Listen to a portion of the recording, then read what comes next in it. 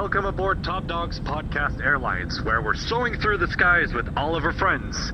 Join us this episode as we discuss flying habits, preferences, and mishaps. From airplane sonas to TSA tips, we've got your flight-related questions covered. Strap in and prepare for takeoff as the pilot signals the start of our fur-tastic journey through the skies on Episode 82, Furries in Flight.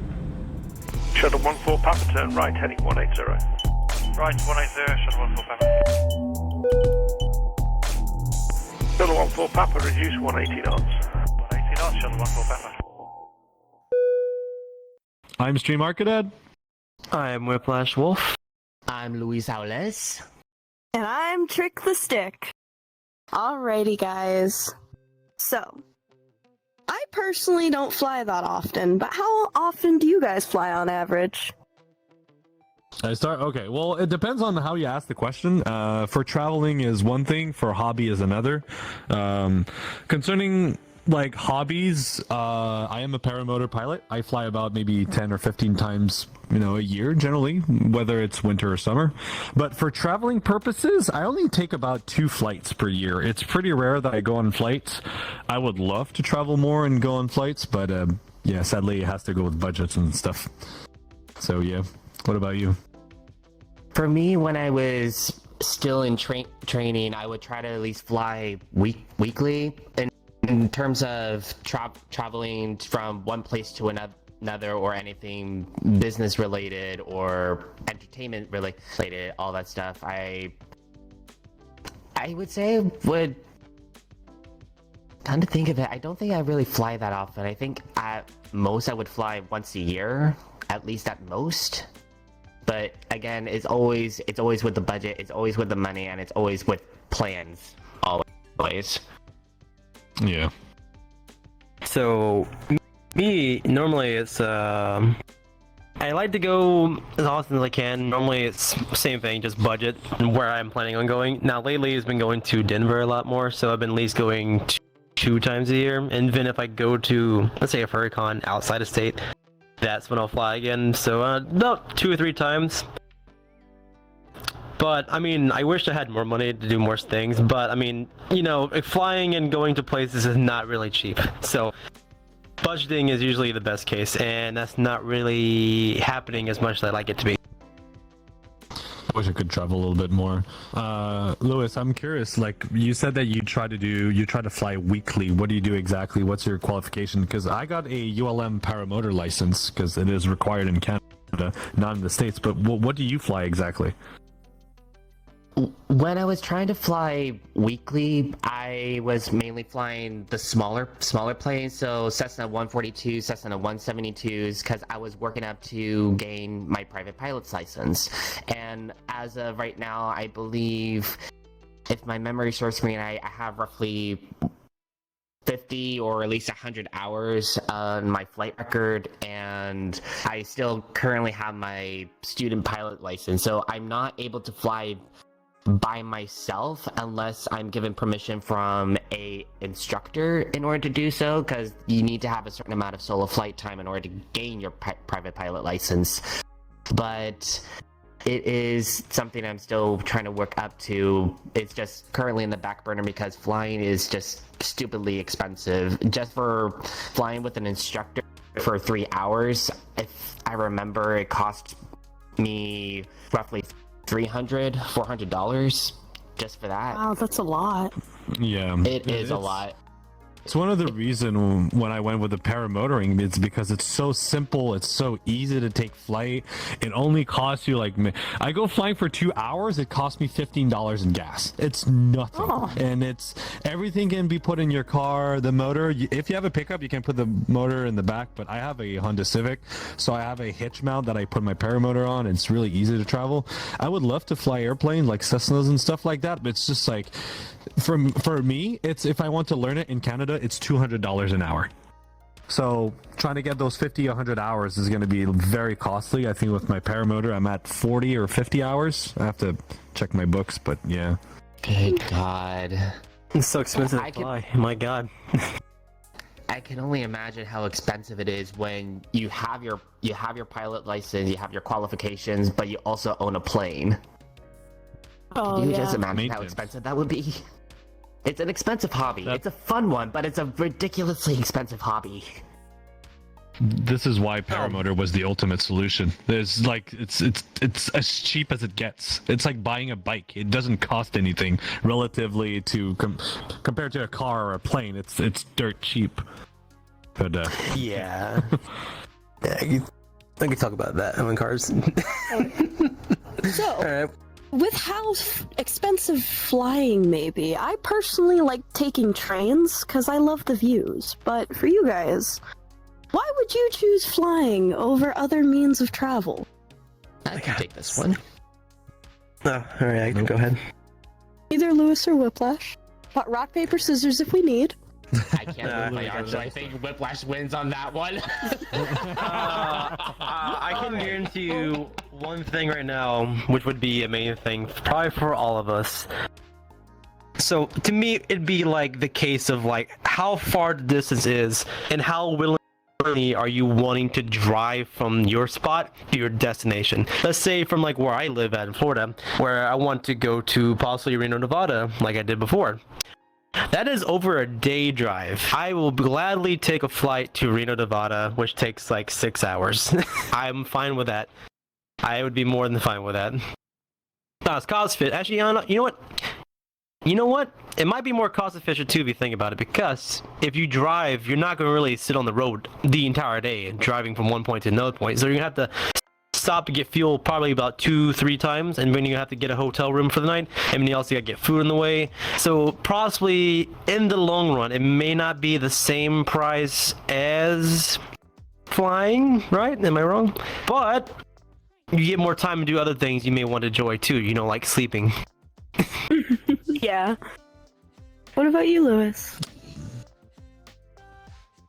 I think along with other people, the convenience of flying is very much unmatched compared to if you want to travel from Seattle to New York. That's literally like a day drive, but on a plane that's roughly a 3 to 4 hour flight. People love the convenience. I have ride on a train before, and I especially love the views. I didn't mind it, and honestly I would say it's a lot more comfortable than flying because you actually have a bit more space.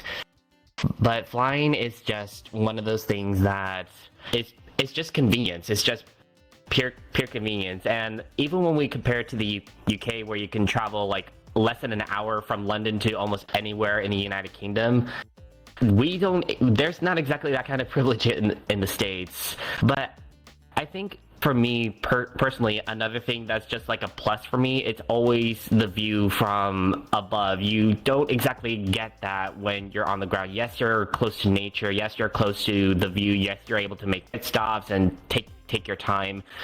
But the view from up in the sky is something that still puts me in awe, which is why I always love the window seat. The window seat would always be like the ultimate must-have seat. The middle, I could care less. The aisle is just like the bonus because you don't get to disturb others. Yeah, I mean, personally, it's really hard to drive a car over the Atlantic. You know, cars tend to sink, so going for a flight is usually a better option than taking a boat. But honestly, I think plane, time is money, right? So you can either drive down there, use FWA. Okay, so I drove last year at FWA all the way from Montreal all the way to Georgia, Atlanta. It was a 20-hour drive. That was 2 days of driving, and I did the math. And it was 3 times cheaper for me to drive all the way down there. But I lose 1 day since I have to take 2 days for travelings, 2 extra days rather than 1 day going in, 1 day going out. I need 2 days. I lost 2 days of salary. So even taking that into account, I was still very cost effective. And another factor is I had a ton of luggage. I had DJ equipment, fursuit, sleeping bags, merch, fans. I had 2 fursuits. So if I would have added that, the cost of the extra luggage for the plane, oh my god, it was skyrocketing. It was going out of proportion. So for me, I was like, you know what? I'm gonna drive it, and it's gonna be an opportunity for me to, discover the United States more down on the earth. I've flown above it a few times, so I thought like driving it could be a very fun experience. And honestly, I really enjoyed it. I did 10 hours, took a break, slept over at Coltyn's, and then I did the other 10 hours on my way back home, and same way back and forth. So it really is either time and money, but also it's a lot safer. Like me driving 40 hours, there's more likely for me to get into a car accident than being up there in the skies. Statistically speaking, flying is the safest way of transportation. Or staying. Oh, absolutely. But it's not really transporting. So, yeah. Very true. Well, saying how safe flying can be, do you have any horror stories about flying? Stream, how about you start? I don't really have a horror story. All of my flights went pretty well, but I would like to bring up a story that happened to my mother. Let me check. I just want to make sure I got my notes all right. Give me a sec. Well, for now, Lewis, what about you? Do you have any horror stories? I actually have two. One that happened to my sister, and the other that happened to me when I was still on the road to pursuing my pilot licenses. So I'll start with me. It happened when I was attending Central Washington University, in which they had a professional pilot program, and at the time it was around the fall quarter 2016, and I was doing some flight training with my instructor. Now, the thing that you need to take into consideration is that the airport that we had at the time, it was an unmaintained airfield, and there was no air traffic control, so we were practically just flying and communicating with each other to keep safety of separation. And so I can't even remember what I was doing at the time, but I was doing training with my flight instructor, and then out of the blue, he immediately took control because he saw something out the window, and as he took control, he was like, "My controls," and I just said, "Your controls," so I let go of the yoke. He had full control, and as we dived, I looked to my left, and there was another plane just immediately climbing. It was another student-run plane. So technically, I almost had a mid-air collision with another flight instructor with another student that day. It didn't bother me that well, but I just remember giving a comment to my instructor and like, "You guys open to having an air traffic control program? Because I think this needs to happen." And he was like, Yeah. "Well, they're not, with the budget we have, they're not going to do it." And I'm like, yeah, I know. You're right. They're not going to do it. They're not going to do it." Yeah. It didn't really make a dent on my passion to continue on flying, because I still want to do it. It's just right now I'm able to, and long story short, that program was incredibly tight, and I ended up getting kicked out because of poor academic performance, literally within the first quarter. Yeah, it was rough, but that's a story for another time. Another story that I have was from my sister, who a couple of years ago was traveling home from, I think it was from Howléz. I can't seem to remember, but I remember she was coming out of Florida, I think. I'll need to double check on her, but long story short, they were climbing out, and I think without any warning, without any knowledge, they have to make a very abrupt dive, which scared a lot of passengers on our flight. I even tried to research the flight that she was talking about, and I still cannot find it. And because my sister doesn't have an interest in aviation and I do, she can't give me the most basic details, like what kind of plane it was, what airline it was, where was she at least going at the time, or the date. She eventually told me that after the fact, the pilot said that they had to make an immediate descent, which did not make her feel better, and I think it still very much triggered her fear of flying, which I say it's a ridiculous fear, but honestly, I wasn't there to experience it. That's basically what I was told about it. Like, it's so Speaking of which, like that sudden nosedive, I had a few stuff that happened to me when I was flying my paramotor, but my mother told me a story. My mother was in the military. She retired. But on her way to her mission to Afghanistan on March 2009, they were taking this military plane all the way to, I think they were landing in Berlin before going to Afghanistan. And all of a sudden they were flying and the autopilot failed and the plane went into a nosedive. Now, my mother was strapped on with her seatbelt and she was sitting, but there was a person in front of her that was napping lengthwise across a few seats. So when the plane nosedived, her body just lifted up like a dead body from a grave and hit the ceiling and fell back down. So it was quite a weird one. That person that floated up, she would have lost. I'm pretty sure she lost her. Like she got scared the crap out. That was quite something. But me personally, when I was flying my paramotor, I was still renting equipment at this point, and the wing I was using, you can actually adjust, you can trim your wings so it goes faster or slower depending on if you want to travel long distances or you want to land. The thing is, those wings, once you trim them out, meaning you want to go faster, you cannot use the standard brake toggles. You got to use the tip steering. Now, I was doing maneuvers and I was doing stuff because my grandmother and my mother was there and I wanted a bit to show off. So I started going into a spiral, but one of the side untrimmed itself by its own. And when I grabbed the brake and I pulled on it, my wing did a frontal collapse and I started dropping a few feet. So I let go of everything, it reinflated, and I flew away safely. Luckily, I was high enough in the skies, and I knew what to do right off the bat, so I let go of everything. But it was kind of scary to be just flying. All of a sudden, you kind of drop a few feet.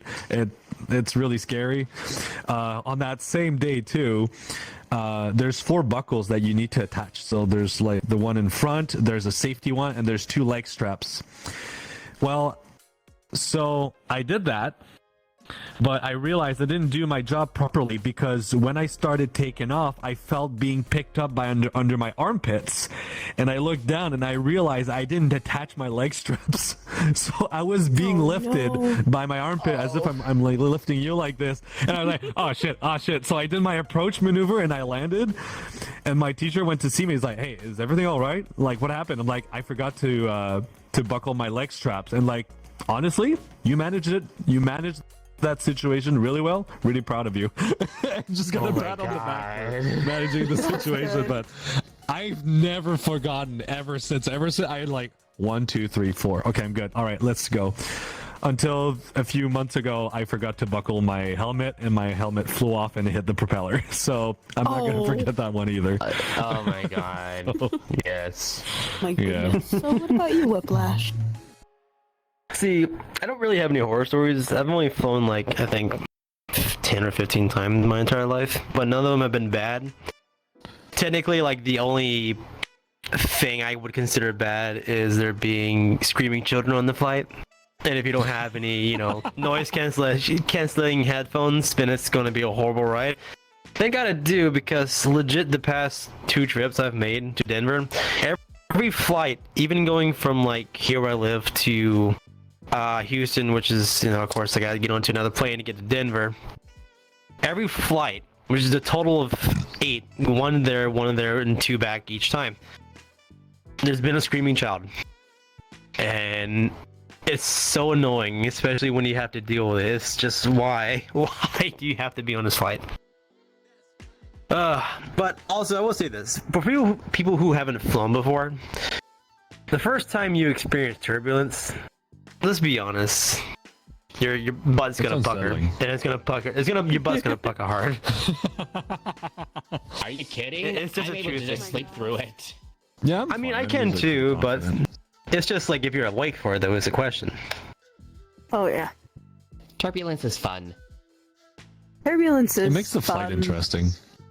It It really does wake you up at least. Yeah. It makes the flight a lot less boring, in my opinion. I know it scares people, but I have a background in aeronautics. I've actually studied to be an avionic technician.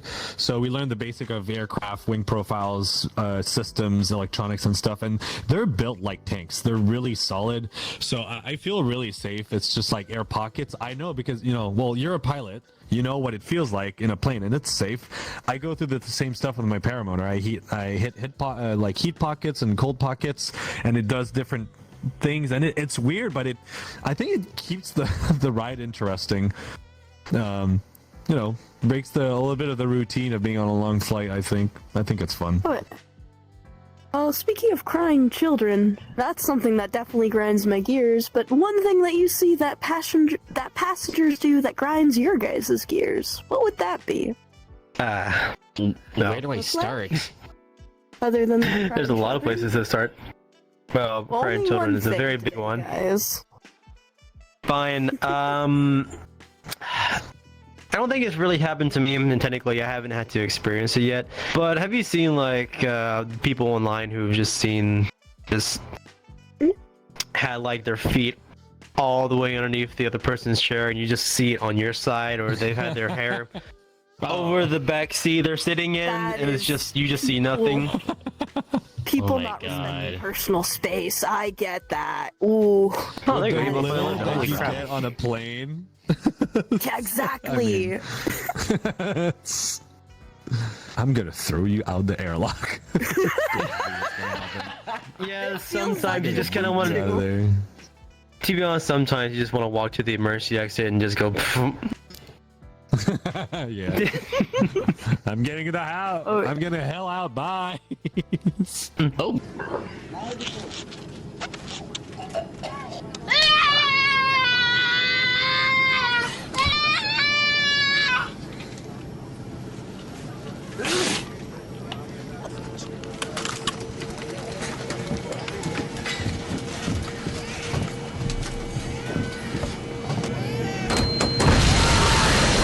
It's like that one gif where the guy just like opens the window and just goes yoink.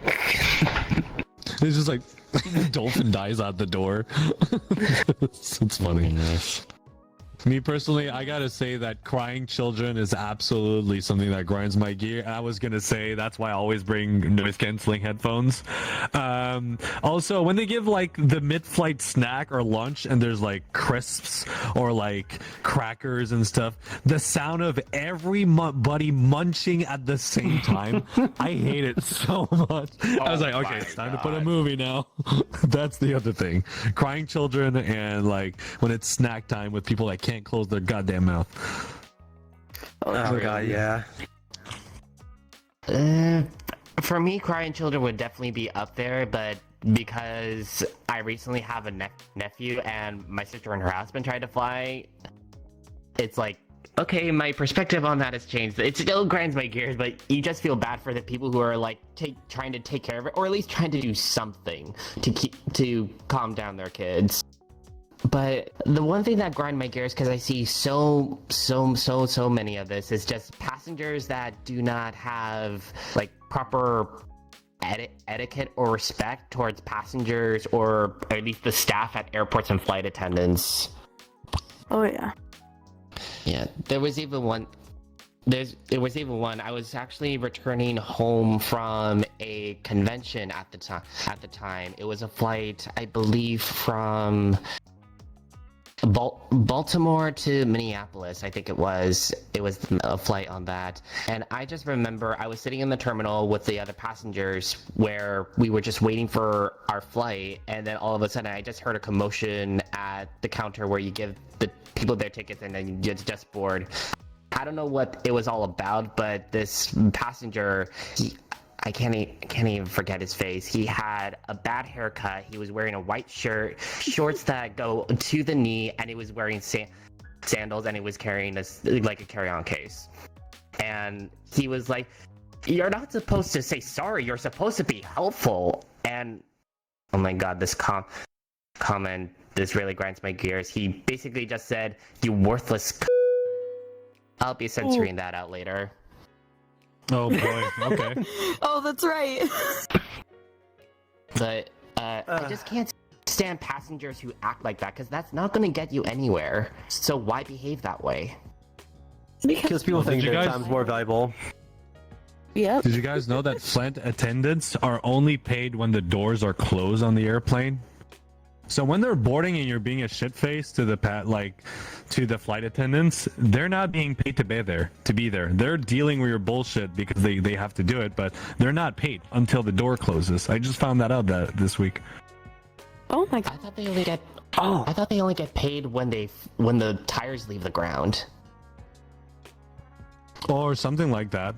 What I saw the flight attendant say is that when they close the door and they're starting to move around on the tarmac, that's when they're paid. But when they're standing still, they're not getting paid or anything. So yeah, some people that were sick or ended up throwing up, well, they had to clean it and they were not paid for it. So that, yeah, I have a lot more respect for flight attendants now.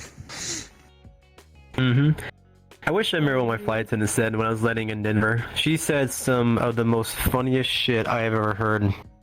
Like when landing a plane, like it wasn't like normal stuff that a flight attendant would tell you, like whenever you're buckling up, getting seated, ready for descent to land in the airport. It was like some off-the-wall bullshit because she knew no one was paying attention.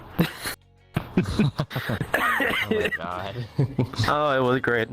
I just wish I remember what it was, but I had too much fun in Denver. I couldn't remember. All right. When traveling, I definitely have made a lot of mistakes in my past. What are one of your guys' mistakes that you've made while traveling? Especially if you're traveling, not bringing everything that you need for a proper trip. Like, let's say there's stuff you can go out and buy, but let's say if you forget, I don't know, especially if you're going to the airport, let's say if you forget your wallet. And you have to have your ID to actually get on board, which you have to regardless.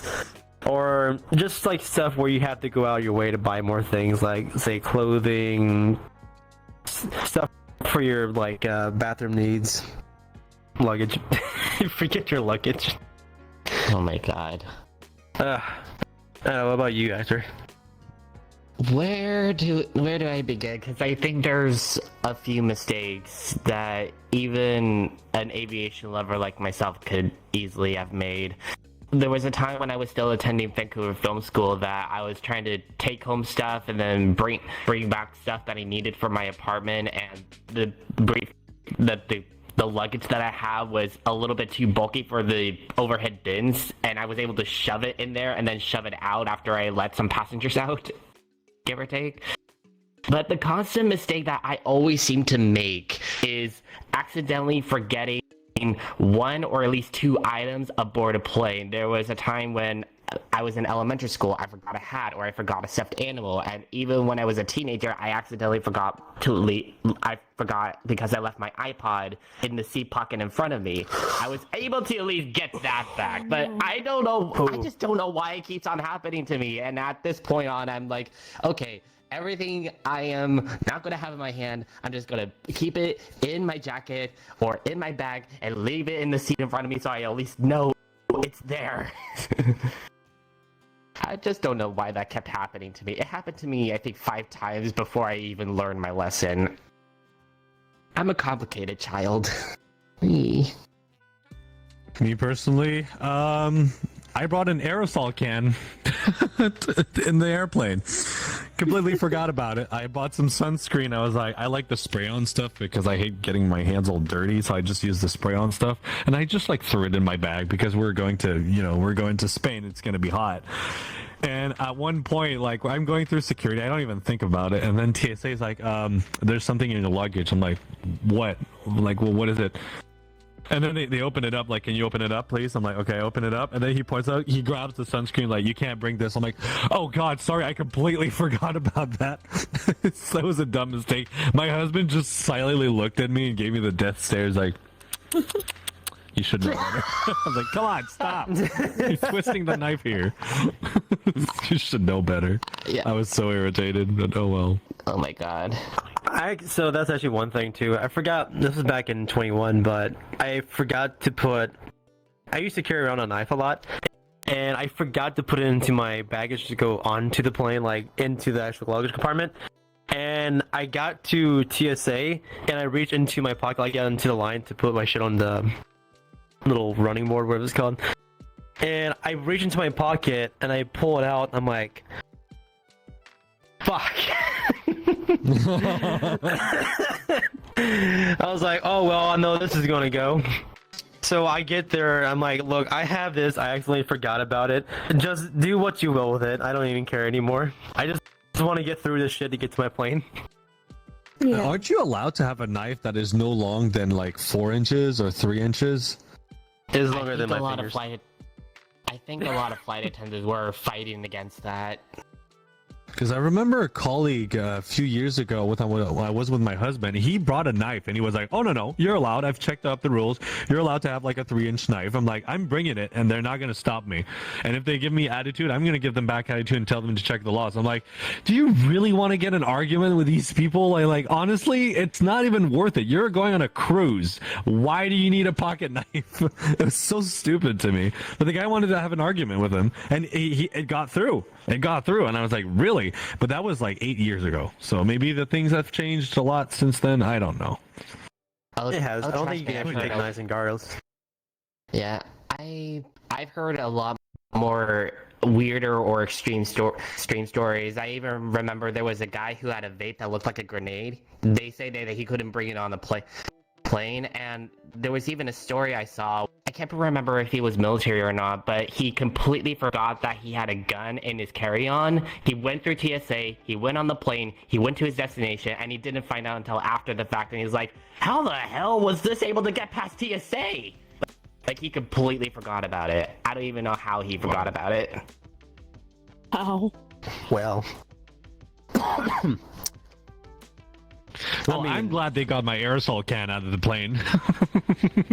Yeah, they kind of. Yeah. I forgot at one point. I had some just some hand sanitizer in my bag, and I thought that would be fine because it's just hand sanitizer. But nah, they pulled it away. It's like what is this? I'm like, it's hand sanitizer. It was during COVID times too. It was like why I was like, it's why I have it for a reason. I really don't trust people on the plane right now. Yeah. I think they're trying to be a bit on more... the plane. Oh my god. Yeah, I think that I don't know if this is like this in Canada, but I think in the States they're trying to be a little bit more lenient with some of the TSA policies. I think if I remember correctly, I think that you're allowed to carry more than a couple of ounces of liquid on the plane now. I'm not entirely Small sure bottles. that's small 100 bottles. milliliters in Canada. Yeah, I don't know if they're going to be a bit more lenient to it now, but I think a lot of people were just complaining about how TSA functions and how TSA works. But for me, it's just another day at the airport. See, here you have to buy the liquids after you get through TSA, so you can get charged that extra $5 for a bottle of water. I just bring a water bottle. Empty. Yep, an empty reusable water bottle. It'll save you the $5. not a bad idea. It's not a bad idea because some of the airports have like that filtration like water station you can just go up to and just get some.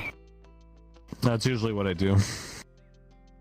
Alrighty. Top Dog supporters, stay updated with the Top Dog podcast by subscribing to our YouTube channel and ringing that notification bell. Follow us on your favorite podcast platforms. Hit that follow button to be notified for every new episode. You'll find all the necessary links in our link tree down below.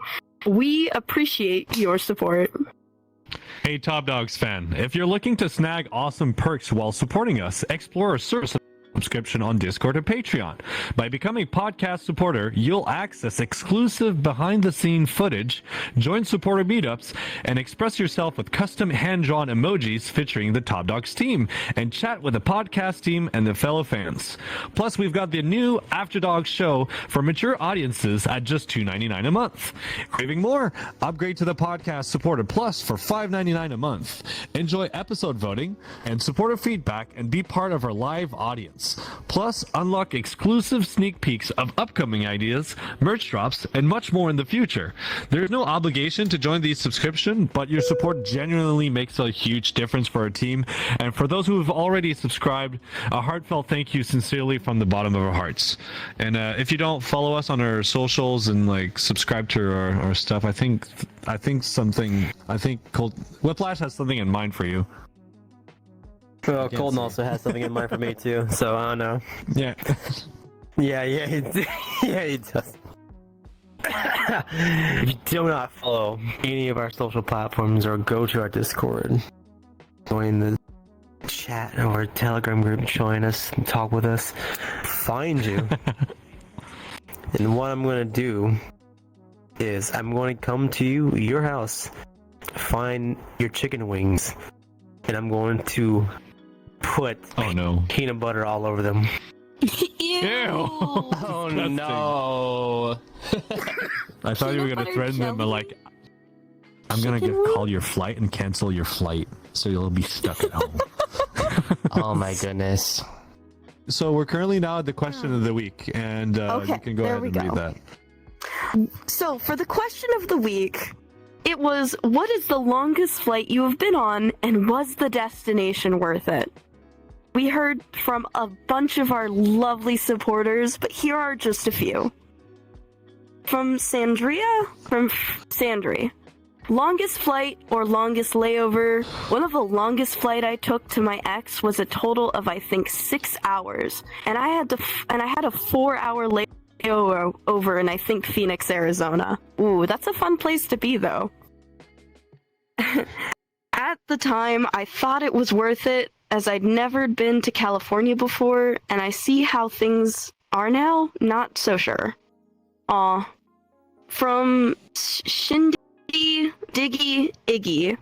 It's been more than 15 years, but I think my flight from SFO to Osaka, Japan was 11 to 12 hours. Our tour group leader said to make sure we were tired so we could sleep on the flight. I stayed awake overnight and found out I couldn't sleep sitting right up.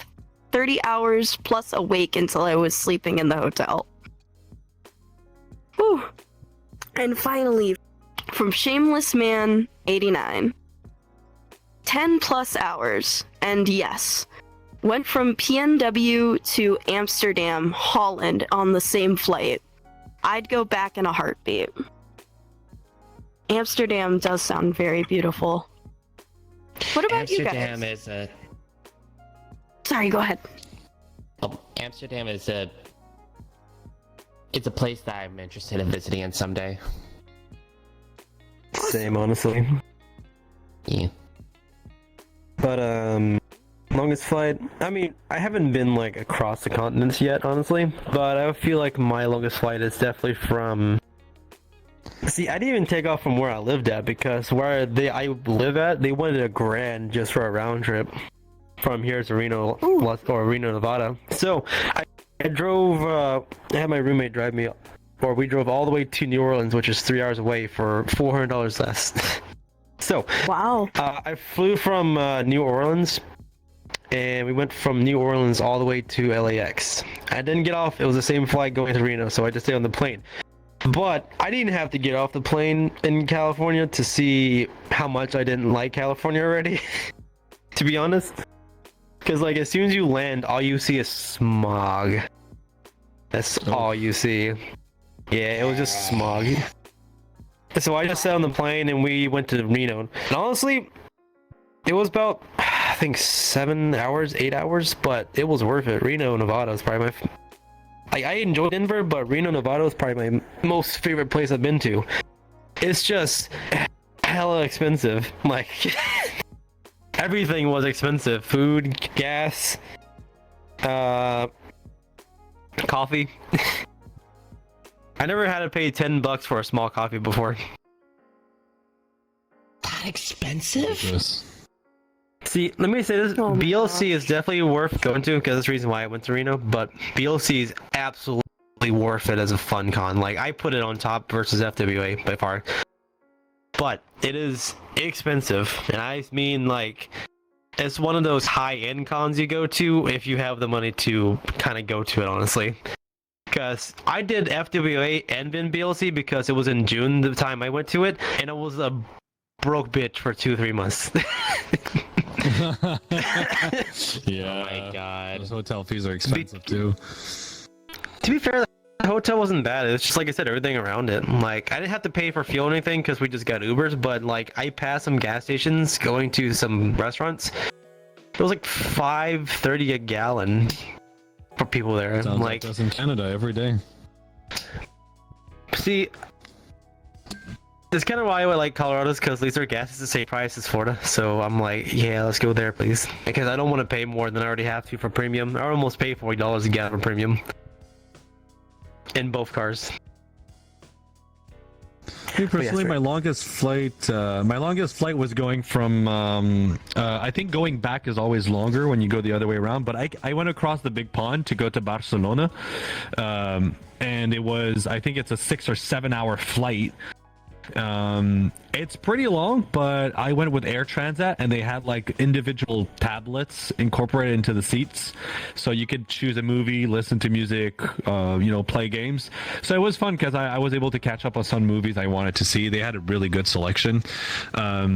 But honestly, going to Europe, I then flew up all the way to Paris, and then I went back home. I gotta say, going across the big pond and visiting Europe is absolutely worth the flight. I would do it tomorrow if I would be able to.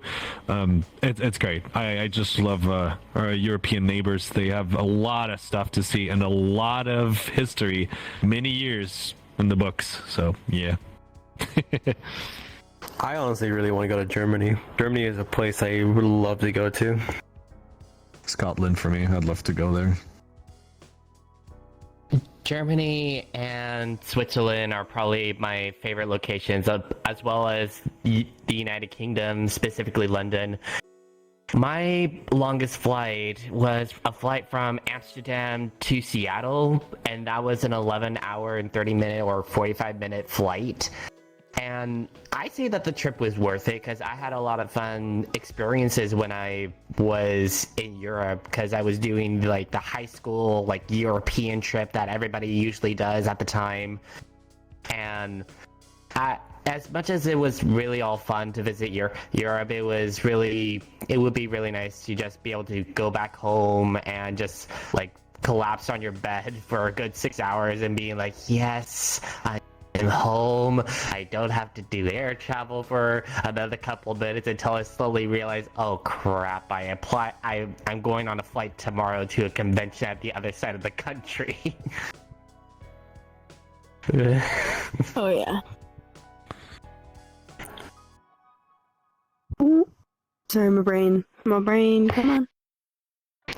Alrighty, so here's a silly one for you guys. Do you guys remember those airplane sonas from a while ago? What are you guys' my opinions God. on that one? I think they're cute. Yeah. You. You want to elaborate on that?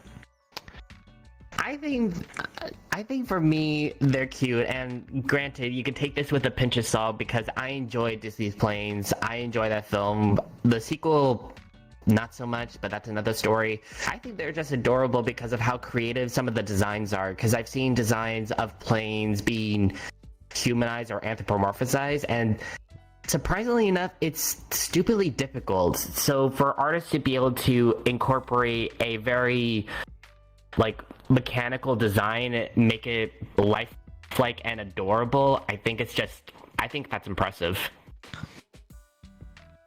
I agree with you. It requires quite a bit of skill.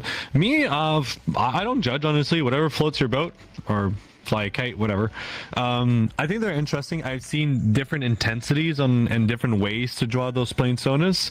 But what I get is always I kind of get a badass kind of type of vibe off of them. They're interesting. They're different. Not really my cup of tea, but I think they're very fun. And like you said, the movie Planes, I really like that first one. I didn't see the whole thing, but it looks really good. Of course, I'm not going to go on the other aspect. Well, what about you, Whiplash? What do you think? See, My first like interaction with the plane thing, so were D61. Oh no. You know, I was like no. gonna bring that up. I was like, you know what? I don't want to go there. Oh yeah, If no. you- To be fair, Okay, I'm gonna ask you something. If you would be a plane, what plane would you be? well, I'm not like that much knowledge about planes, though. Ew. Oh my god. Oh my god. Oh my gosh. I have no idea though. I mean, I have to look it up, but I'm sure that'd be some kind of like jet at least, not just a plane. Because there are jets too. There are people who've made jet sonas. Yeah. Yep. Yeah, no. I would see myself as the Avro Arrow. If you guys Are know you your sure? history. Are you sure you wouldn't Yes, just be I'm a unique. paramotor? I would be an Avro Arrow because I'm unique, I'm fast as fuck, and I'm hard to get. Oh my god. No, that's a bit Well, of brag. I'm kidding. Speaking of favorites and things, what are some of your favorite airports or least favorite airports you like to be in? It's not gonna really say Atlanta. I do not like Atlanta. I never been to Atlanta, but Atlanta Go is ahead. massive. They have 7 different terminals, and you have to go between each one on a monorail. It is enormous. I hate those. I hate those. See, at least in Denver. So I will say this: Denver is kind of annoying too, because since Denver Airport is like 40 minutes outside of Denver, because where the airport is like the only bit of wetlands that are in Colorado. You have the drive to the airport and from the airport is annoying, but it's not as bad as Atlanta. Denver only has 3 terminals you have to take a monorail between, but it's easy to get to them at least. But Atlanta, like each terminal is like 2 miles. It feels like 2 miles of walk through to get to like one side of the terminal to the other side. It's a massive ass airport. you want to know the ironic thing about that statement? Denver is the largest airport in the United States, and Atlanta is the most busiest airport in the world. Really? See, I thought it was JFK. Yeah, Atlanta is considered the busiest airport in the world. Damn. yeah, it makes sense. But Denver, it don't seem that big. That's the thing. Like going Yeah. through like the actual terminals themselves don't seem that big. Because I think remember it's because- Atlanta. This is the trip back from Reno. I had like a 2 or 3 hour layover in Atlanta, so I just kind of like walked between all the terminals, just going through the entirety of the airport. Only thing I got through all of it before I had to head back. True. I would say a favorite airport for me. Quite a few of them. I would say Seattle and Minneapolis are very much up there. I think the most unique would definitely be Las Vegas International. I think that's literally the most unique airport I've been to. Because once I just got off the plane, I'm like, oh wow, there's gambling everywhere. Yeah. I've actually figured that out. There, when I went to that con in 22, that was like the first thing I remember seeing when I got off the plane. It's like, huh, they want you to lose your money before you even get to the hotel. Gotcha. Goodness. Me personally, I'm gonna be a little bit biased, but I really like the Montreal airport just because how efficient it is. Usually when I get in, like to go on my flight, it never takes, it's always about 20 minute to 60 minute to reach my gate before boarding. So it's always super fast. And when I came back from Europe, my husband and I, we went really light. We had a carry-on and a backpack. We landed the moment so there's no terminal. So it's just one big airport that is very long lengthwise. So no terminals. So really easy. Bunch of really good restaurants, bunch of bars, bunch of things, ways to relax, shops and stuff. And when we came back, from the moment our plane docked with the airport, walking out, going through customs, picking our stuff, and leaving and be at the front door outside ready to leave took 20 minutes.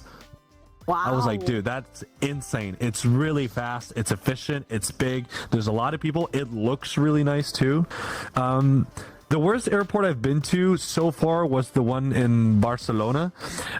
They had terminals, and I've never dealt with terminals before, and it was confusing the hell out of me because when you're driving, you're going there, you need to know, like, okay, so it's flight this, but what terminal is it? And then you have to look at the small little characters. It says Terminal 2B. I'm like, okay. And then my husband's like, no, it's 2A. I'm like, are you sure about that? It's like, yeah, it's 2A. Then he goes there. He's like, I messed up. I'm like, I knew it. I didn't want to argue with it. But like, so he had to take like a bus all the way and come back. He was really irritated. I don't like having those multiple terminals. When you brought up the fact that Denver has 7 terminals, I just don't want to go there. Atlanta does, not Denver. Denver only has 3. Atlanta. Oh, okay. Sorry, Yeah. my bad. It's kind of funny. It's a busy ass airport, but they're efficient. I will say that at least. But they have to be for being the busiest airport that exists.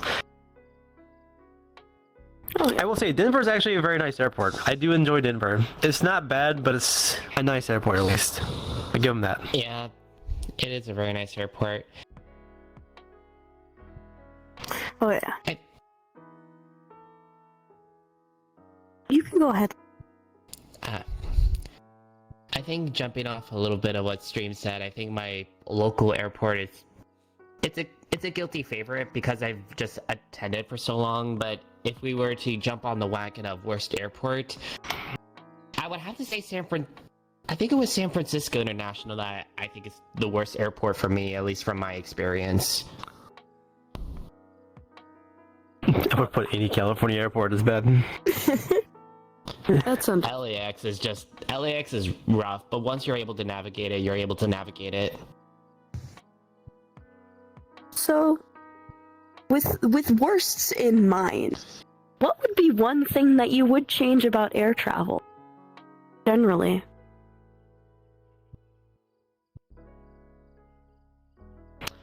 Whiplash, do you want to go first? One thing I would change about air travel, like, instead of having seats that are like so like, I know this is gonna be called first class, but instead of having like seats that are just like so close together, just have them spaced out so you can just recline that bitch when you're just flying in the air. Leg room. I would love to do that. Please give us Let's- leg room. Gosh. Yes, please. Leg Leg room would be room my favorite. and seats that can tilt further down than my cheap ass staple office chair. like- Please, I want to recline all the way. Because, like, if I could just Why do this do- right here, Ooh. yoink, I'd be happy like this. Then just take a business or first class What seats, or about the people take an behind over. you? Oops, sorry. Well, that's what I'm thinking. no Okay. money. Oh Well, my I'm saying the goodness. space out the seats just enough to where people can have their feet up. Your headrest doesn't hit their feet. They can be comfortable where they're at. You can be comfortable where you're at. Everyone wins. Like, I know that's I don't first know- class, but here's the thing is, not everyone has money. Just give Yeah, me like exactly. a cheap seat. Just give me a cheap seat that reclines. I'll be fine. I don't give a how crap uncomfortable it is. As long as I can recline, I'll fall asleep. Like, it can be fucking stone solid. Then choose If an they could give emergency us, like- exit seat. Oh, cool. Yeah, I'll hit those the are fun emergency for light that. That's always. Well, if they could give us like 3 or 4 inches, like I'm not asking a lot, like 3 or 4 inches. That's what, 1 less seat on 8 rows, maybe, or 9 or 10 rows. You lose 1 row of seat if you give everybody 4 inches more. It's not that bad, but I guess it would also increase the cost of flights because they're not able to pack as many people. So now people are gonna complain about the flight prices being too expensive. So that's how economy works, right? So it sucks, but oh well. I would like to get What about an you, extra Yoel? 0.5 degrees of tilt on my seat. That would Oh be my nice. goodness. Yeah. For me, if there was one thing about it I would want to change, I feel like this is just me asking for too much, but I would want to change the culture perception of aviation, like how you dress, how you behave, how you prep for a flight. Because it never used to be this bad. Like, you see videos online all the time about unruly passengers or just people just having a complete meltdown. There was a point in time where people just had a good time. But if there's one thing that I feel like they need to really change, it's how it's just the meal service. And at least make it an affordable, or at least make it consumable depending on how long your flight is. Oh yeah. So there's something going on with altitude. When you go up in altitude, did you guys know that your taste buds don't work as efficiently? This is why a lot of the food you try on flight kind of taste blend. They actually add extra spices and extra salt to kind of make up for it, but it can shift the taste of what you're eating. So that's why that some of the food sometimes it tastes weird. It's because your taste bud at 35, 45, 50,000 feet, they don't work quite exactly the same as down to sea level. So it's one thing you have to take in consideration. When I take that into account, I eat the meal. I had lasagna the other day when I went to Europe, and I thought it tasted really good. Maybe it's I went with Air Transat. I really love that company, by the way. Really great service, great price, and leg room, and consoles and entertainment. It was perfect. 5-star service. But yeah, I know there's some flight companies out there that they don't put as much time and money into the meals. But I mean, that's what happened. You pay what you get for. Nobody wants to pay a lot of money for like a plane ticket, so they got to cut corners somewhere to make up the cost or make it affordable for you. But they still got to at least offer you something to eat. And all the meals they're bringing on board, it's extra weight that requires more fuel to be able to push all that extra weight into space in the air. So it's a very, very delicate balance. It's not easy. I would not like to own an airline company for sure. I would even recommend drinking soda or coffee or even alcohol. I would strongly encourage everyone to just drink water when they're flying, because the high altitude does do a lot in your body. When you're at high altitude and you consume alcohol, it gets into your system a lot quicker because the air is a bit thinner. And you tend to get dehydrated really quickly at high altitudes, which is why you should consume a bit more water than any other beverage. Oh yeah. Absolutely. For final thoughts, what are your guys' best tips while flying? Well, I think if you're flying, it's really important to be well prepared. And to me, I've always have a series of things that I always bring with me. USB cables, all plugs possible. I always bring a USB battery, because that's always useful. Good noise canceling headphones with an audio jack, so you can plug into your seat console and listen to the movie. You having a good quality inflatable neck pillow will really help with those barely tilting seats. Having a compact foldable blanket can help you feel a bit more cozy, and also getting an eye mask really helps. It's hard to get decent darkness sometimes when you're flying during the day or in the early mornings. So having an eye mask to me is absolutely like a life changer. You can get really good comfortable ones on Amazon for like $15-20. Try to buy it before going to the airport, because you're going to have less choices and it's going to be more expensive. And also bring a pen, because sometimes you have to do some declaration and you have to use paperwork. You have physical copies, and sometimes you still need a pen. So having a pen would be my advice. Less and less likely because everything is digitized, but still depend on where you're going. What I usually do just my trips is what I bring with me is a power brick, so you can charge your phone while you're flying. Have extra cables like Fiction or Stream said. Get whatever your phone charger is. Have a charger possibly for your headphones in case the battery case is dying, more than likely. Have, I know that I have one for my suit, I'm sure you do too, but one little fans you could just bring on board and just spray yourself with it, because there's a lot of bodies on board and it's going to get hot. Even if there's air circulation going throughout the plane, is not going to get to you sometimes. So bring a small little fan along with you. And I will say this, little mask put on your eyes just to sleep. But mirror also, headphones, that's right. Headphones are most important because I guarantee you at least 1 out of 5 flights you'll have a screaming kid, and you're gonna wish you had them. Yeah, that's completely fair. So many tips that I could provide, but I think the biggest one for me is always, for your carry-on, treat it as if you're going to spend a night at the airport. Make sure that your toiletries are in your backpack, or maybe an extra set of clothes. And even, I think my biggest tip for everyone is dress comfortably. Dress as if you're going to a formal event, but ask yourself, can you walk a mile in this? And for people who are on business trips, maybe a change of shoes, because those shoes can be stupidly uncomfortable, especially high heels. Also, put a tile or an air tag in your luggage. If you lose your luggage, you'll know where they are at all times. I always put an air tag on my luggage. It's super convenient. One thing I forgot to bring. Yeah, you're right. I do that too. It was kind of bad. Like I forgot last time when I went to Denver, but I only put one in my fursuit tote and one in just my normal luggage. So I can, when I get on my next plane, I'm like, you better be in this fucking luggage compartment. I swear to God, I'm gonna yell at someone.